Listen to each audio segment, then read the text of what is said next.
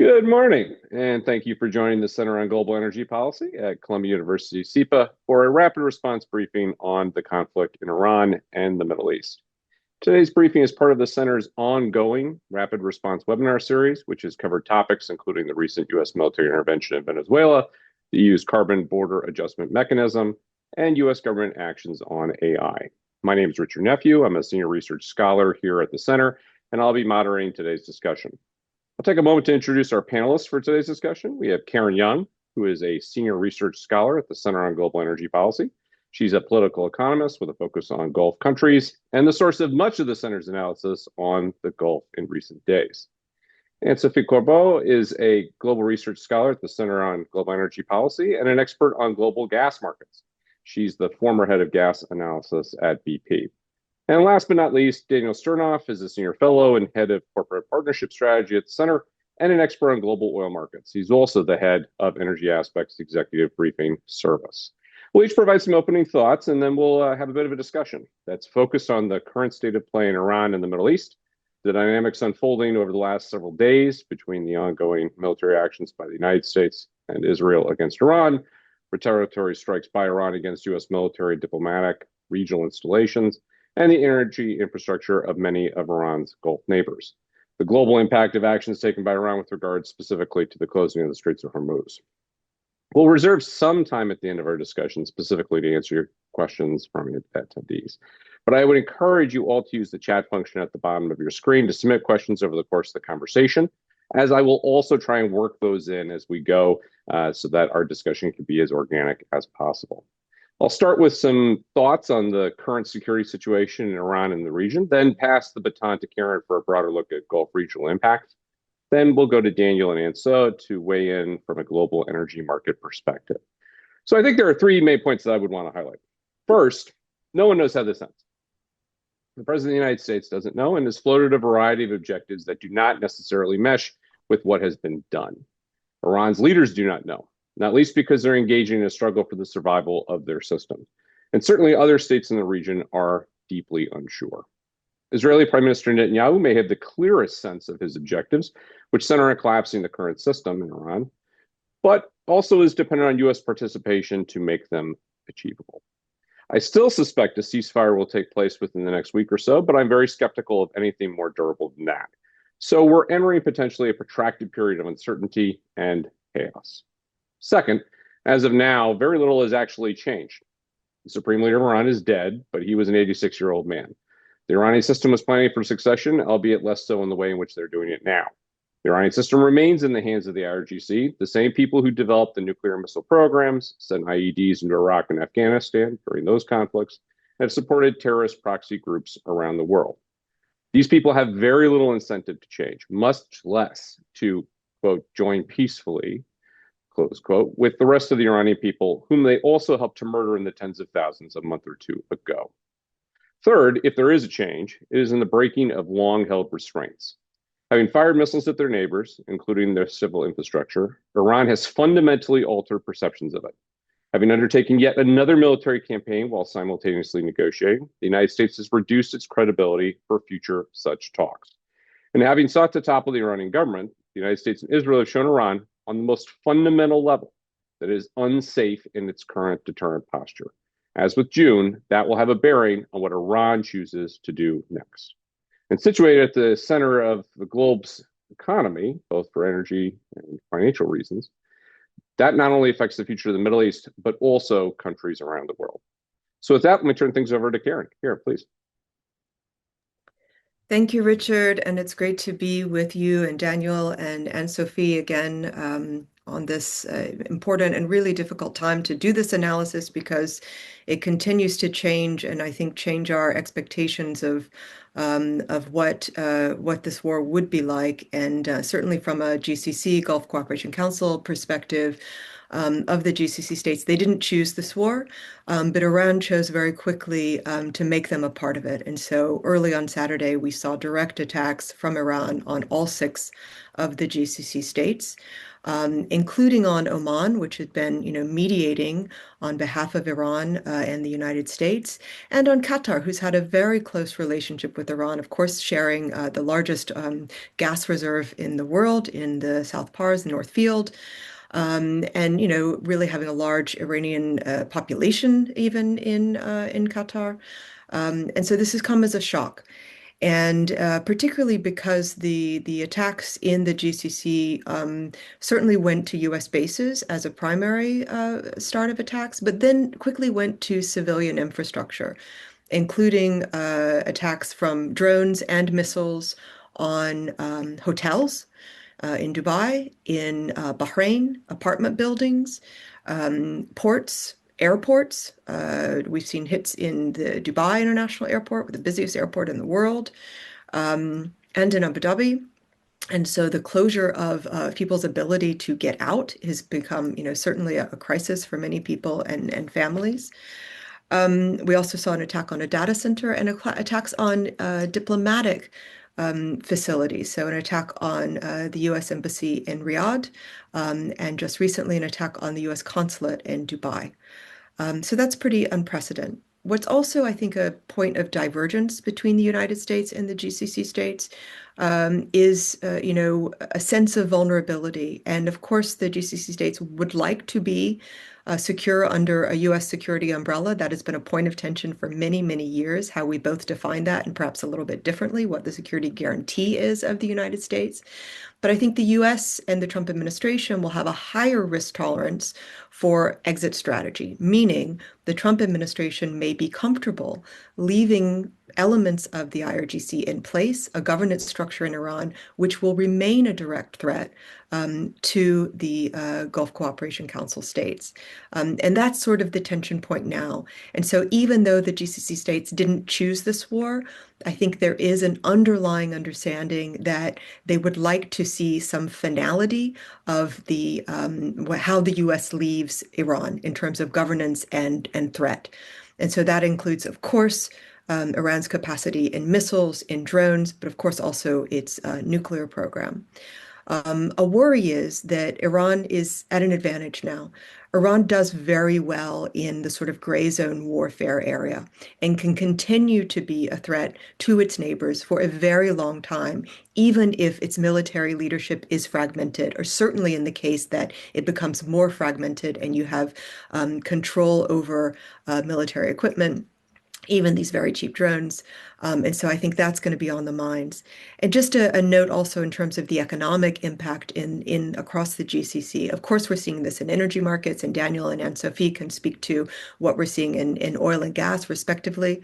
But this is going to affect the non-oil economy as well, most obviously in tourism, but also in the financial services industry, which has grown considerably, right? Not just within the sovereign wealth funds, but the amassment of money managers and corporates that are based in the region. This is going to slow down allocation decisions, foreign direct investment decisions, and certainly have an impact on regional equity markets. This can also have an impact on the very important flows of remittances that go from foreign workers in the Gulf to their home countries. And certainly what we've seen in terms of the impact of casualties have been on foreigners in the Gulf. So these are populations that are multinational, multicultural, and so the people who are at risk are not just Gulf citizens, but citizens from all over the world. This will change the way that the Gulf states are thinking about spending. We already see some difficult deficits, certainly in Saudi Arabia. This will increase military spending, but also governments are having to cover the expenses of many private and state-owned enterprises, which are going to be under tension, including in tourism. One, I think, closing point is that these are governments that have very good capacity for emergency management. And that's what we saw during the COVID pandemic. These are governments that are obviously, they're authoritarian, they are centrally controlled, but that is an advantage in a situation like this because they control the information space. They can get information mainly through technology, through apps on people's phones to the population to assure them or to help them understand what's going on, also to discourage them from sharing misinformation and sharing sensitive information, which they do quite strictly. They also can help provide a sort of sense of safety and control, and certainly in a time of crisis that is an asset. I'll pause there. Thank you, Richard. Great, thanks, Karen. I mean, just as an immediate sort of reaction, it sounds to me like one of the things that you're pointing to is um, the problem of chaos that has now been engendered. And it strikes me that there's chaos right now, and that might, to some degree, start to abate, depending on what happens in the conflict. It's also possible, depending on what the resolution of this current phase is, that chaos is a persistent condition. And if we look at recent analogs, whether we're talking about Syria, we're talking about Iraq, we're talking about the events around Arab Spring, chaos is not something that Gulf states are terribly enamored with. And so I'm curious, just from a long-term kind of perspective, they can handle right now. But what's your sense of kind of, if this is just a persistent, semi-chaotic, somewhat, confrontational situation that now persists, and if you've got refugee flows and similar starting to come around, I mean, what do you think that does in terms of both business environment and political environment on the western side of the Gulf? We're not going to see refugees coming across the Persian Gulf into the GCC states from Iran, but we will see them going into Turkey. So for the widening geography of the conflict and for the Middle East, this is a big, big problem. And the Gulf Arab states are more and more surrounded again by disorder. So Sudan on the other side of the Red Sea, Yemen to the south, and now Hezbollah entering the war against Israel. So we've seen an attack also, an Iranian missile flying towards Turkey. So the geography is widening. The Arab Gulf states are surrounded, and it is unsustainable from a diversification view for their economies, unsustainable in terms of their ability to fight on these multiple fronts, right? And should they choose to enter the war, which they have not, against and retaliate offensively against Iran, they would be exposed in a number of directions. Yeah, thanks. And speaking of things that don't like a whole lot of chaos, yeah, turning to Daniel and oil markets. So maybe give us a sense of what you think the oil market dimensions are of the conflict and what's ahead of us. Yeah, absolutely. I mean, the oil markets are in some ways kind of complacent with what is unfolding. Obviously, there has been Brent right now is trading about $81 a barrel, WTI 74. So we rose, $10, $11 a barrel since war broke out. But you could argue, given the importance of flows through the Strait of Hormuz as 20% of world oil supply and beginning to see shut-ins and the severity of disruptions, that for oil to only be at $80 is kind of shocking. And if you look down the futures curve, so December 2026, Brent is trading at $70 a barrel and WTI is at 65. So, that is telling you the market has some expectation that this won't be long lasting. And that might be correct, but there's a lot of complacency there. So I think in terms of what this means both for prices and for world supplies, we're at a place where it depends now on the duration of the conflict and on whether there is damage. And those are two distinct things. So right now we're looking, mostly at disruptions.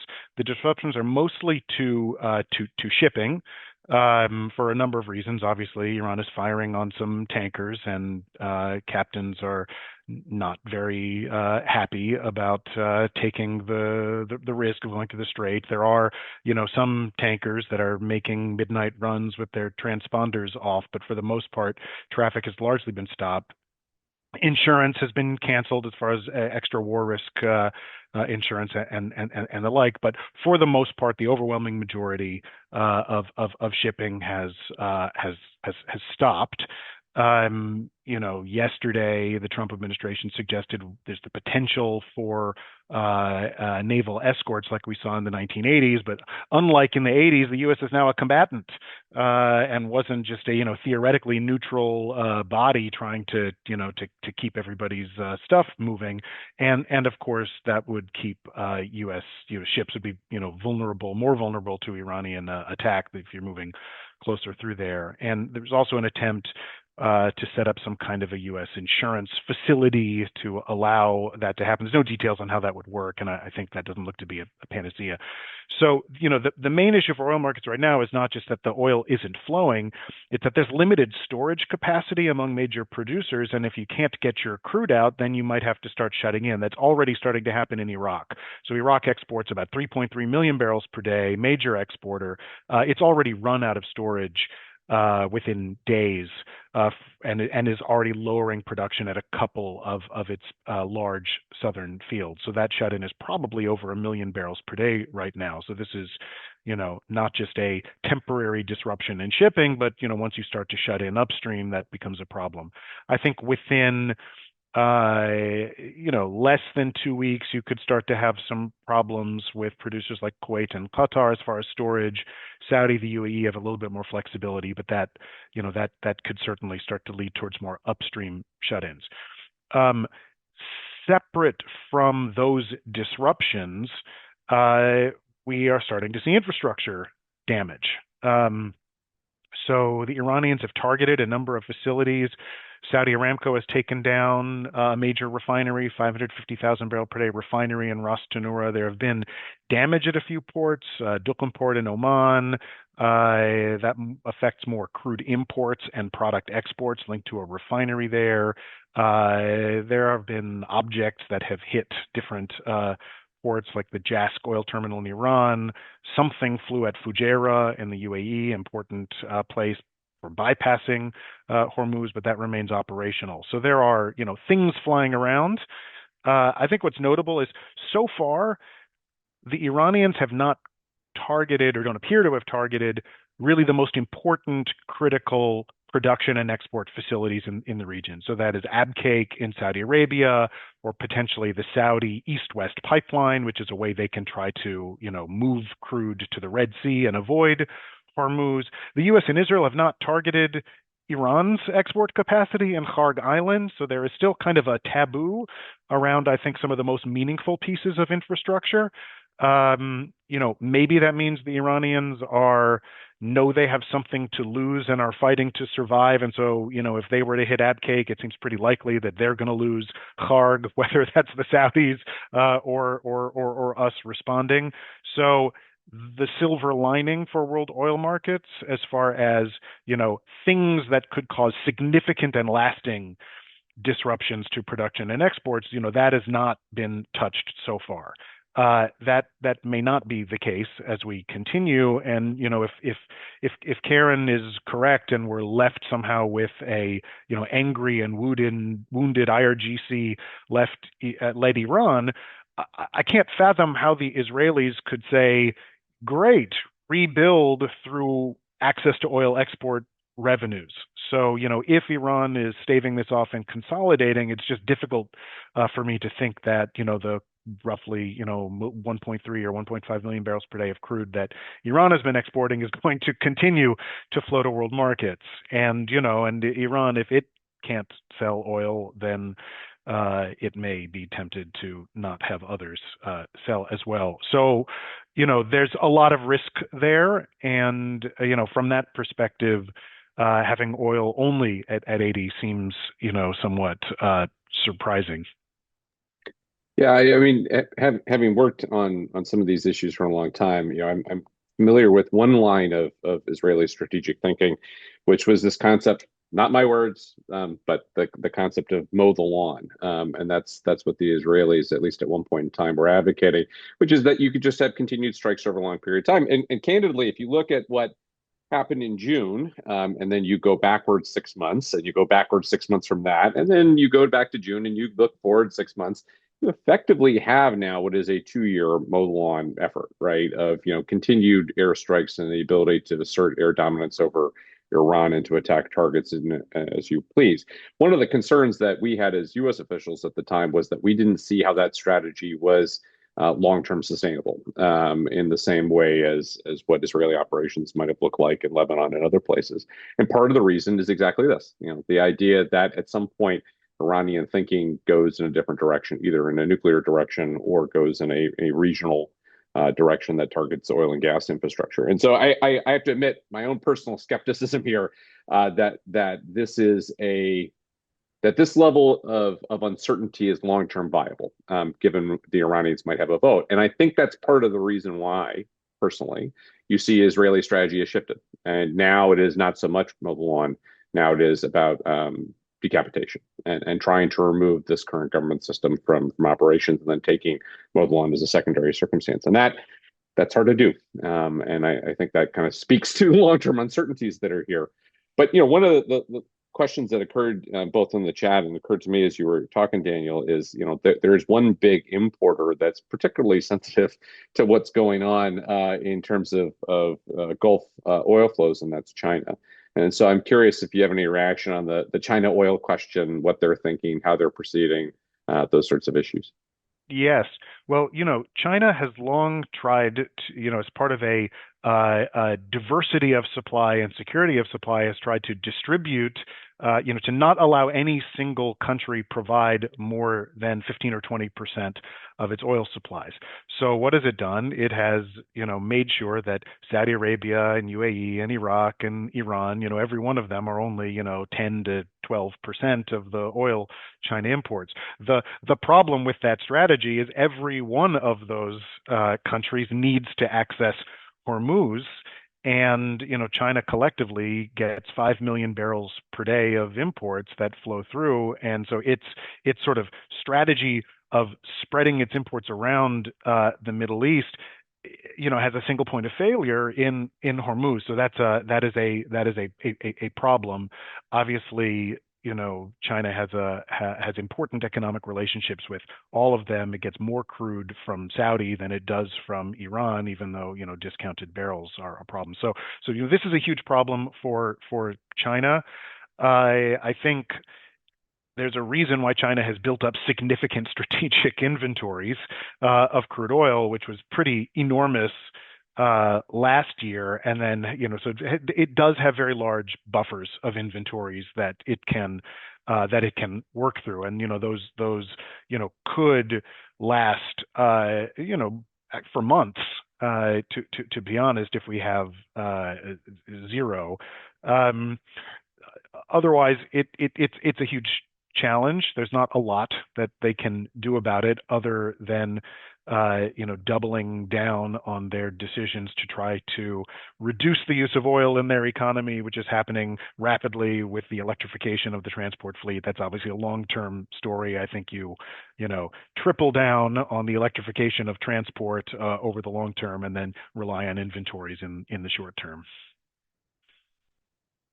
Yeah, again, this goes back to the question of how much chaos you can manage, and there are certain systems that don't want a lot of chaos, and so they're definitely taking steps to try and respond to it. I think as we kind of look forward, we've all been very focused on oil. It's always what everyone thinks about when they're thinking about the Gulf. But as Anso very effectively always reminds us, gas is a big thing, and it's certainly a big thing coming out of the Gulf and coming out of Qatar in particular. And to that point, we've had a number of incredibly important statements coming out of Qatar over the course of the last couple of days in terms of gas supply and so forth. So maybe walk us through a little bit what's going on in the gas market and where you think things are going. And just as Daniel was talking a little bit about impact in terms of strategy and looking to renewables and similar, one of the questions that we had in the Q&A was talking about, again, alternative supply and where this pushes people in terms of renewables. So maybe talk a little bit too about, if you can't get gas, what are you going to do? Yeah, absolutely. And the gas prices have been much more volatile than oil prices have been. I mean, just to give you an idea, last week we had about 30 euro per megawatt hour in Europe, and that's a relatively high price, by the way. But on Monday, at the beginning of the day, we increased to 38. And then when there was the announcement of the attack on Qatari LNG facilities, we moved to almost 50 euro per megawatt hour. Yesterday, the prices were between 50 and 65 euro per megawatt hour. Today, they have declined. I don't know why. People are becoming a little bit more complacent, or maybe they are hoping that, this idea of escorting the ships through the Strait of Hormuz is actually going to work. But the first thing which is very important is that on the gas side, we are starting with a market which is still tight because we have not completely recovered from the loss of Russian pipeline gas to Europe. Despite the increase in LNG supplies over the past 4 years, despite the fact that Russia is sending more pipeline gas to China, this has not completely compensated this loss of Russian pipeline gas to Europe. So therefore, in 2026, we were just about to recover in terms of global flows. And that's why the gas prices were still relatively high.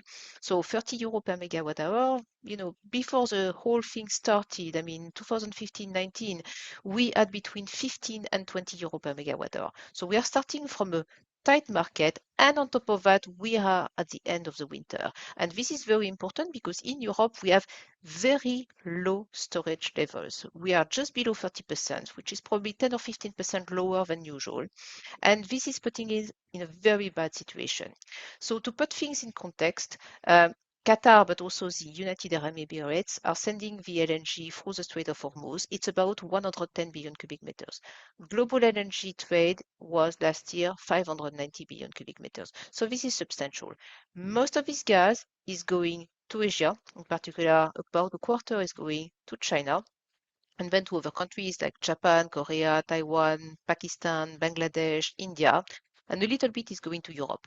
But because gas markets are interrelated, this is in fact impacting everybody. Even though Europe is not really, importing that much of Qatari LNG, well, we are impacted because spot prices are reacting to what is happening right now. And on top of the disruption of Qatari and Emirati LNG for the Strait of Hormuz, we have also the fact that Israel has stopped the production as two gas fields, which were before exporting pipeline gas toward Egypt and Jordan. So guess what? These two countries are now looking for additional LNG.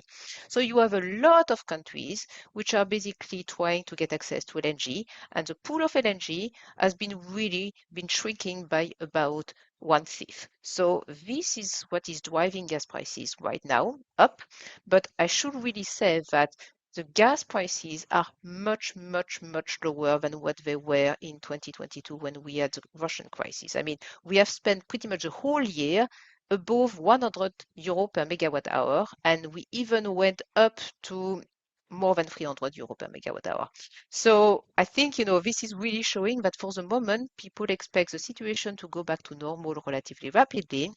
And also, some sort of solution being done. And also the fact that there shouldn't be any destruction of facilities. And this is why there was a little bit of movement upwards on Monday when the facilities in Qatar were attacked, because all the LNG export facilities in Qatar are located in exactly the same place. This is Ras Laffan. If you Google Maps, you are going to see they're all very nicely located in exactly one place. So if you want to destroy, these facilities for a few months, and this is exactly the place to target. And that would be an absolute chaos for the global LNG market. Now, to answer the question on how can we replace that. So I just posted, because before this webinar, something on LinkedIn. I am teaching energy security. So I always remind my students, you need to look at supply and demand. So supply, stocks, well, in Europe, we know nothing. In China, we don't know, because this is not actually something which is publicly available. So maybe they have a little bit of stocks that can be used, or they don't need to refill so much storage going forward. So that's one thing. In terms of additional supplies, well, there is not that much, because the LNG facilities are already running pretty much at capacity. So yes, we are going to see additional gas, additional LNG coming from LNG facilities which have recently come online, like Plaquemine, Corpus Christi Stage 3 in the United States, Canada LNG, etc., and new facilities. But by far, they are not going to replace the LNG coming from Qatar and coming from the Emirates. So in terms of additional gas supply, this is very limited. So the supply side, you have to forget about it. Demand side, there are two things to look at. Fuel switching. And I think, I mean, yes, renewables are going to grow, but you need to think that more as a long-term solution. I mean, countries like China, which are where this is growing a lot, yeah, I mean, that can definitely provide, a lot of help. Although, in the power side in China, the role of natural gas is actually limited, but maybe they can reduce gas demand there.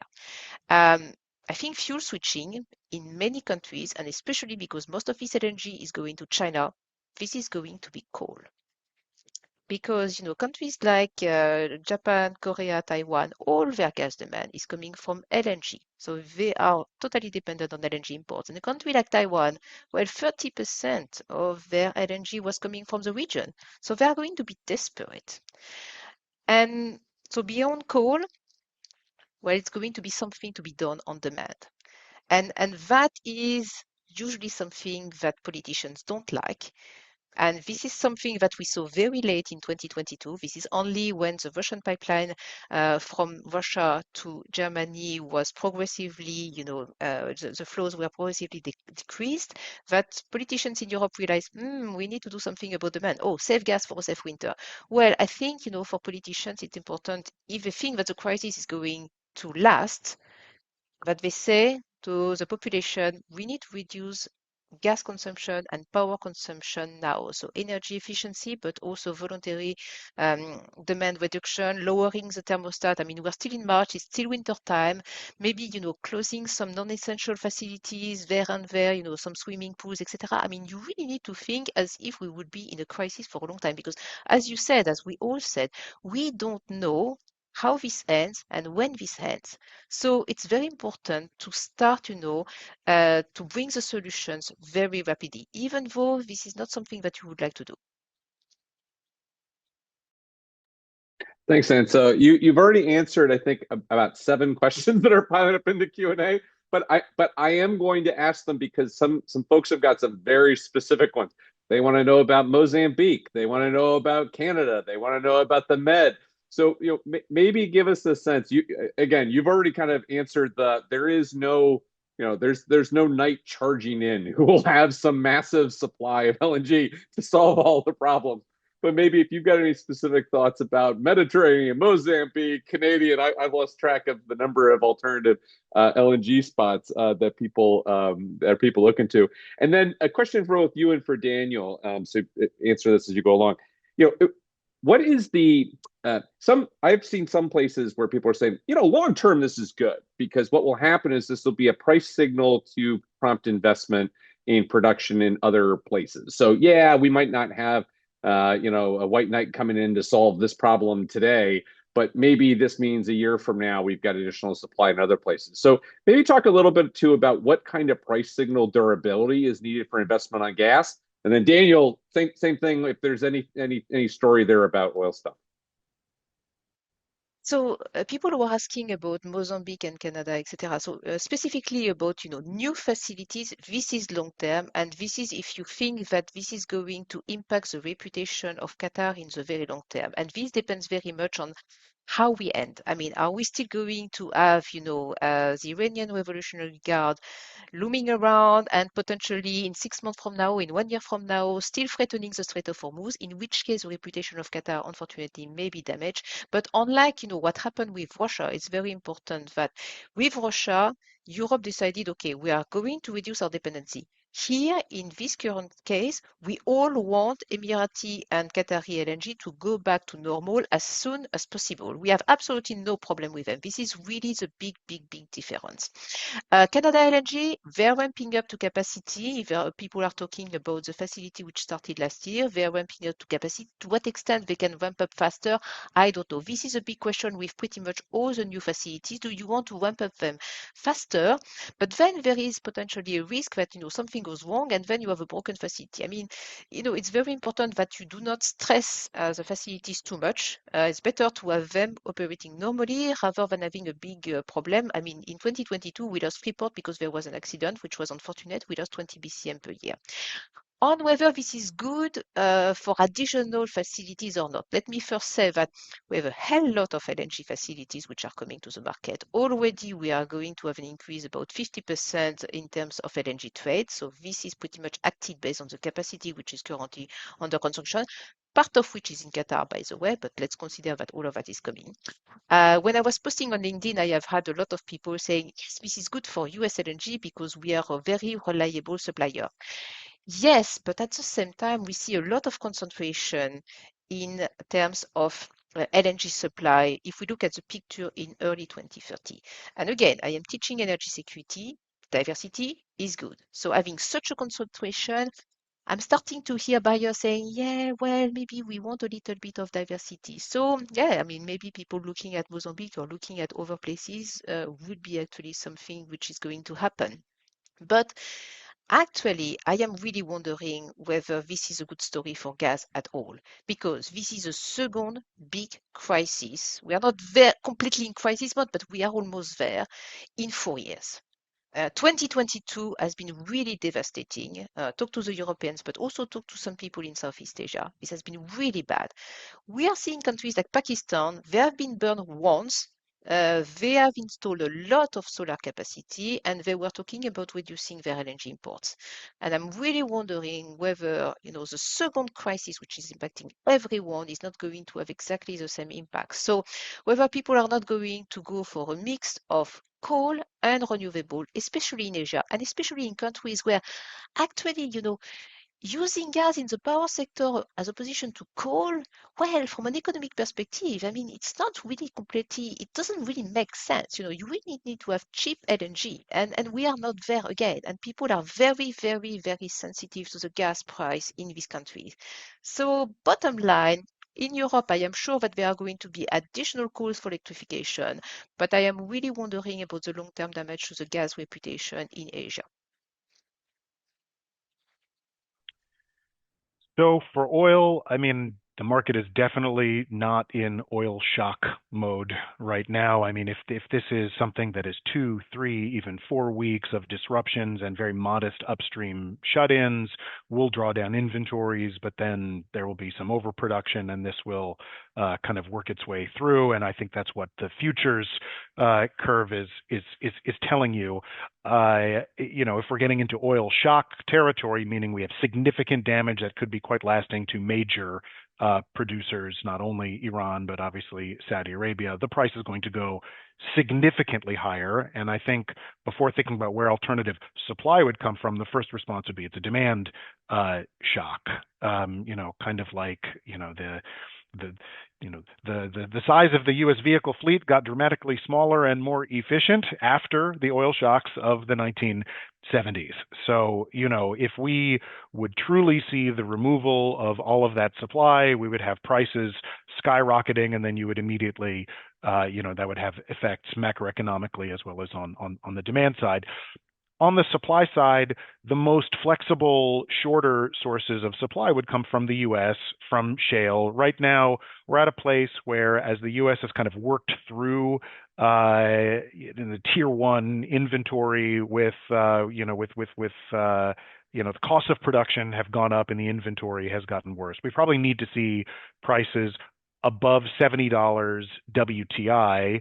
Right now, the futures strip is in the 60s to see the return to growth in U.S. shale. U.S. shale right now is kind of running to stand still. We're maintaining, but not growing. So we would really, need to get, well into the 70s to see the price signal that is going to have U.S. drillers turn on. And of course, there isn't a volume that would come from U.S. shale. If we lose 5 or 10 million barrels per day, I mean, the numbers get kind of ridiculous really quickly. Losing Iran, completely manageable. Losing Saudi, UAE, not. U.S. shale would not be sufficient to do that. So I think most of the adjustment would come through prices and price effects on economic growth and on demand. Yeah, and that takes us back to our GCC countries. And so, Karen, we got a couple of questions that actually are pulling us in a couple separate directions here. I'll give you them, and you can take them in those directions. So, on the one hand, we're hearing that the long-term impact of all this is going to be bad for GCC states, especially if you were to have a tax on a major infrastructure and similar, as Daniel was just speaking to. That would suggest that there should be some pressure, some interest, some incentive on GCC states to try and de-escalate and try and engage between the United States and Iran, especially considering the close relationship that the president and GCC leadership have tried to have. And what's your sense of kind of where folks' thinking is on that right now? But on the flip side, there are a couple of parties that have not yet escalated and we haven't seen yet. And the Houthis are at the top of that list. And I'd be curious as to your thinking as to any, kind of sense of where the Houthis are. My own opinion, by the way, is I think that they're biding their time and that they were never a terribly great proxy for Iran anyway. So I think they're kind of making independent decisions. I don't 2 cents. But if you have any sense on kind of the risk of actual escalation and where we might see things getting worse over the course of the next couple of days and maybe even weeks, that'd be great. Yeah, thanks, Richard. So on the Houthis, yeah, I think they're sort of biding their time and also evaluating, their own kind of strategy of survival. And if they can continue to get concessions as they have in the past, Saudi Arabia has supported them through central bank deposits, really actively tried to have a truce with them. If that is a better means of staying in power, they will go that route. They've been allies to Iran, but not always, direct proxies. So yes, I think that will continue. Hopefully, they will have less supplies of military equipment and weapons from Iran, and that would be good for everyone. It's widening absolutely in terms of in Lebanon and Iraq could be a very unstable dimension, depending on if these reports are true that the U.S. is encouraging some Kurdish factions to engage around the border. This sort of widening geography becomes very, very difficult. Luckily, Syria right now is not in play, and hopefully the Israelis and the Syrians can continue to have lines of communication and try to keep the progress that we're seeing in Syria going. In terms of GCC mediation, Iran has attacked its two best sources of mediation in the GCC. I believe that the Omanis have been, very patient, incredibly generous in terms of their offers of time and space. But I don't know how long that is really feasible to continue. If there were an offer, I would believe it would come now from Oman before it would come from Qatar, given what's happened. But I wanted to make a comment on more back to Daniel and Sophie's evaluations of where our oil and gas markets go. And I think, our colleague Ira Joseph said to me yesterday, Karen, capitalism always wins. And so will determine, where the investment environment goes. And I want to believe that too. But this week, the White House was gathering international oil company executives to put pressure on them to invest in markets that are politically difficult, frontier markets. And so the kind of geopolitical layer in terms of where IOC strategy is going is becoming much more complex. And the same is true for national oil company decision making in the Gulf. They have had a standing strategy in both oil and gas of sort of widening their operations in where they invest. I mean, 70% of Golden Pass in the US is owned by Qatar Energy. So, they are in some ways positioned for these kind of crises. It doesn't make up, of course, the 20% of supply from Qatar Energy that goes out of the region, but they've been thinking about partnerships, and this is true in the Eastern Mediterranean. This is true in Libya. This is true really all over the world, including in South America. So, how the investment environment is politicized, how the US government pressures both IOCs and NOCs and changes this space, I think actually complicates the market logic and the victory of capitalism in this sense.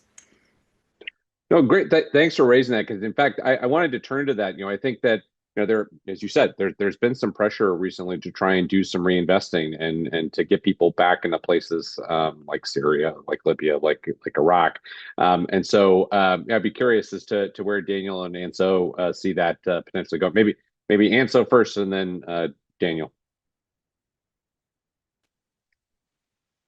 I mean, many companies, they are looking at, what makes commercial sense. And if there is a risk which is too great to invest in some places, then maybe they will say very politely, yes, we are looking into that. We are very much interested. And hopefully, at some point, something else is going to come along, and maybe the US administration and the US president will have forgotten about that. But I mean, if I want to go back, I mean, this was one of the blue sky scenarios in a piece that I wrote with Tatiana Mitrova on, the upside scenarios for Iran. I mean, Iran, the gas resource is really, really great. So imagine that we have a scenario where we have a government which is not the current type of government and we have stability. I have no doubt that a lot of IOCs would be more than willing to invest in Iran even without political pressure, just because, from a commercial perspective, it does make sense. I mean, producers have a choice of where they can go, and obviously, different kinds of companies have different risk profiles, and there are some who will be fine with the opportunities that are being presented in places like Libya and Syria that will seem disconnected with what is happening here, and so those will not be affected. It will be interesting to see whether, looking into, say, unconventional resources in the Middle East, whether that in the Gulf, whether that is something that would get a second look. But I think when you're thinking geographically for global producers that are looking for places to go, you start to see opportunities like Argentina unconventional, or even Venezuela don't have the same kinds of risks attached to it. And to second Anso's comment here, a different government in Iran opens up a very different world also on the oil side. Obviously, even if you understood what that government was and it sorted out its commercial terms and its hydrocarbon law and its legal framework, I mean, Iran has tended to be very big proponent of resource nationalism, so you'd have to offer attractive terms, maybe something similar to production sharing agreements that Iraq has offered. But if we were to enter that world, it could be a really important opportunity for IOCs and a big source of relatively low cost oil with minimal exploration risk that could potentially be available to the market a decade plus from now. Yeah, and we've all kind of touched now on the what happens day after scenario inside of Iran, and we got a question way at the start about sanctions relief scenarios, sanctions imposition scenarios, such things. So maybe I'll offer a couple of thoughts on that myself, and then kick it to you guys to talk a little bit about potential upside downside in what might happen in Iran. I mean, look, I think on a fundamental level, as I said at the start, we don't know how this is going to end, and that also includes what happens in the Iranian government space after a conflict. I think everything is on the table right now. From this ends with a ceasefire, nothing really has changed. On a fundamental strategic level, obviously there's been immense damage that's been done in Iran and elsewhere in the region. People's lives have been lost. But on a fundamental level, there's still an Islamic Republic. There is still a supreme leader. Heck, it might even be someone with the same last name. So, we might not actually see that much of a fundamental change after all this. We might also, therefore, have a nascent missile, drone, and nuclear threat that is also still in place.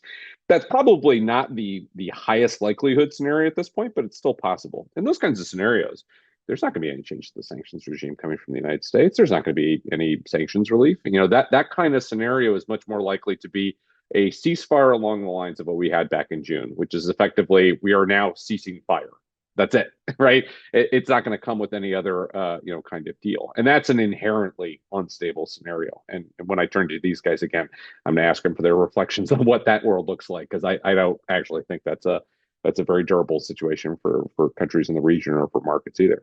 There is absolutely a scenario in which the Islamic Republic is so badly damaged that people who clearly were prepared to risk death back in January come back out to the streets and they're able to topple the government.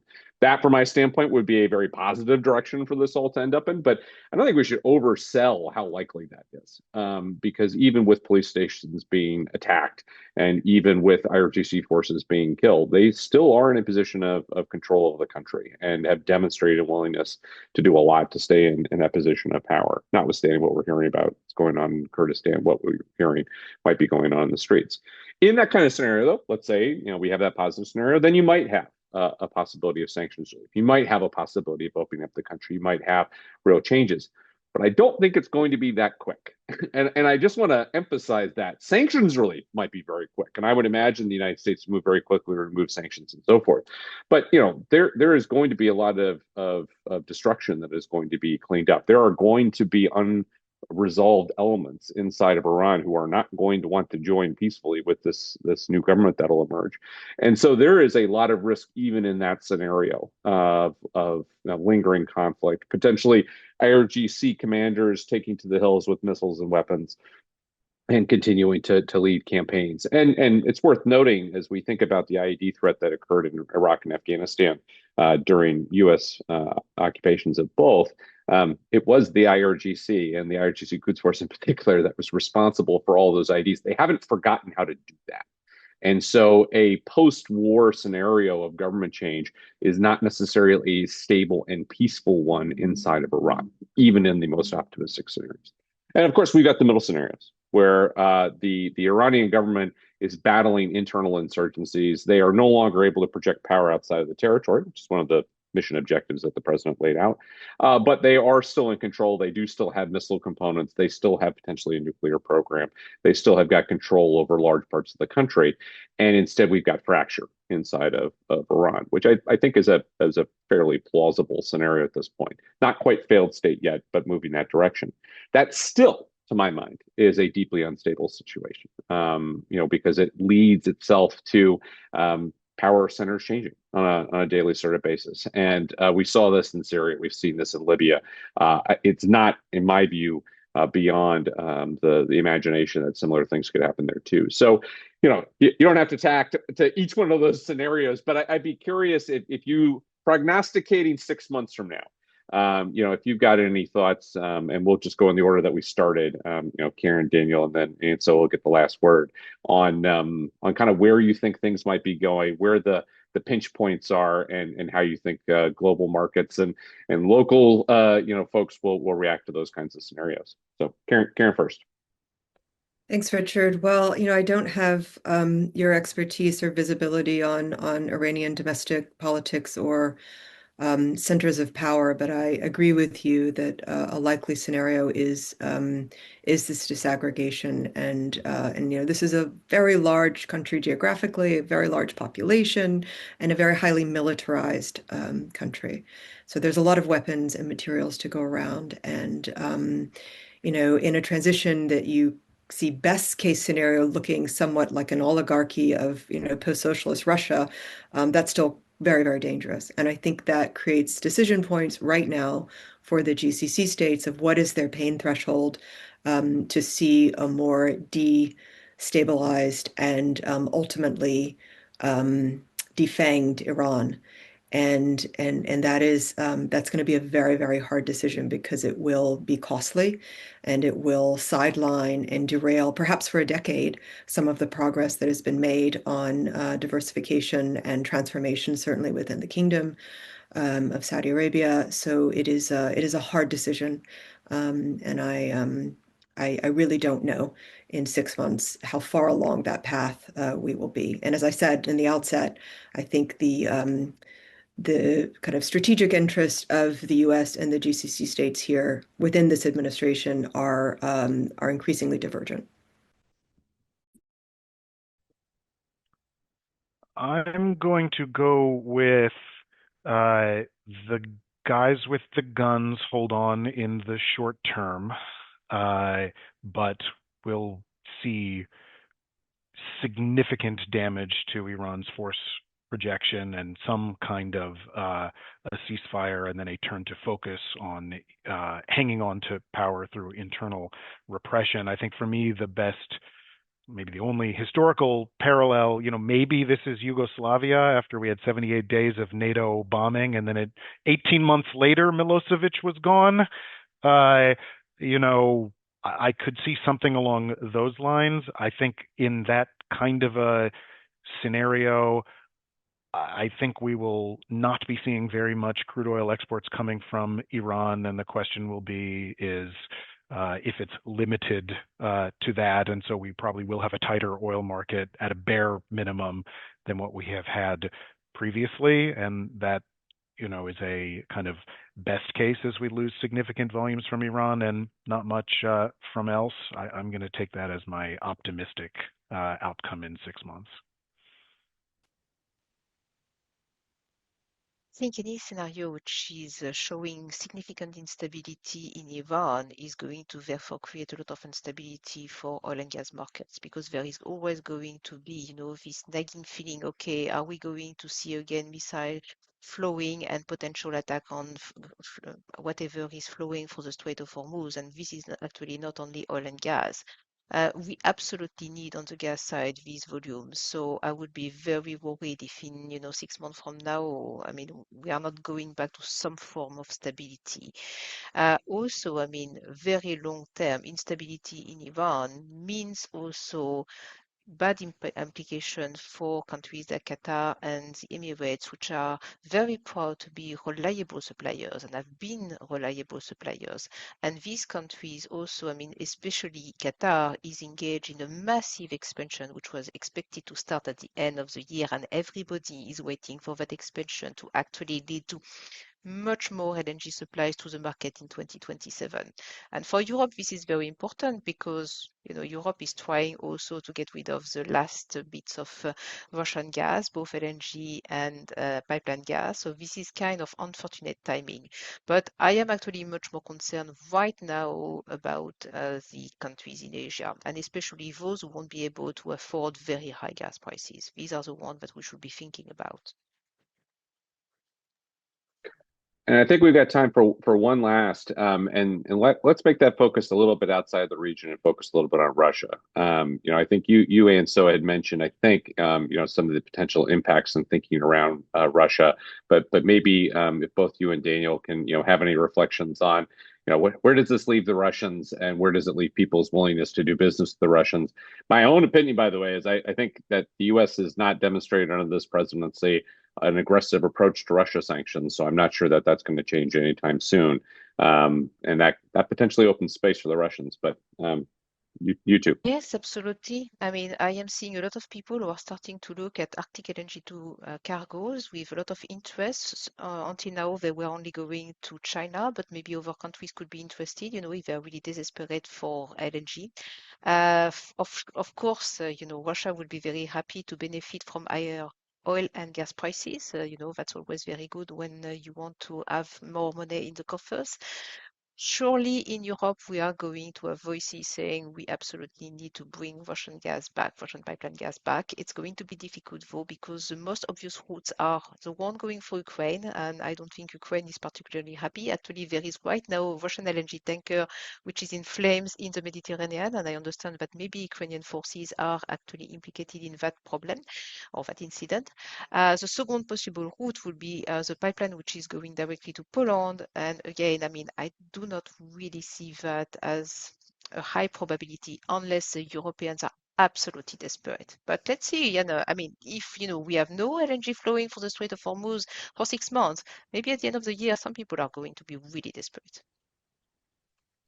I would say not amazing for Russia if its partner in drone production is substantially weakened, but a very good position as far as being able to move a lot of Russian oil that is now bottled up. So since last fall, when the Trump administration put sanctions on Russia's two largest producers, Lukoil and Rosneft, you saw a big buildup in Russian oil on water, and major buyers like India have stayed away. And so, coupled with tightening sanctions on the shadow fleet and so forth, it has become much harder for Russia to sell its crude. And, Russian floating storage built up from, maybe 80, 90 million barrels in the third quarter of last year to about 140 million barrels right now.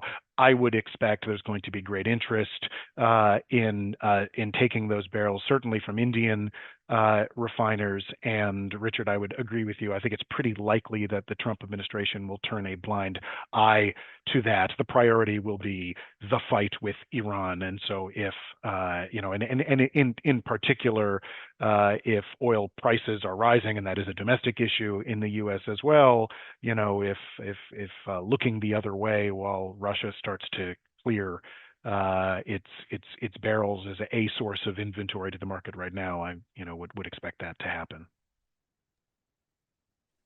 Yeah, and just as a last observation, I think a lot of people were looking at Russia and China and this relationship with Iran and expecting, somehow the Russians or Chinese are going to step in, and I think we're seeing the limits of the partnership. Just to put a fine point on this. So look, we're at time, and really appreciate everybody for joining the Center on Global Energy Policy today for this important discussion, this webinar. And I want to thank our panelists, Karen, Anso, and Daniel, for their insightful remarks and for all the great questions that were flowing in. We still have more that we didn't answer, and so we'll take note of those, and maybe you'll see them either in future webinars or future written products coming out of the center as well. The four of us, as well as some of our colleagues at the center, have been active all week following the situation. We're going to continue to be so. And I'd encourage everyone to visit our Iran conflict in the Middle East landing page on our website, which is energypolicy.columbia.edu, and follow along for the very latest on X and LinkedIn. And I know some of us have Blue Sky accounts and all the other ways you can reach us. So thank you very much for joining us. Hopefully one of these days we'll have a webinar that's rapid response and something fun and positive where we will be able to talk about things in a different direction. But in the meantime, we'll continue to watch this, and you'll continue to get our insights. Appreciate you for tuning in.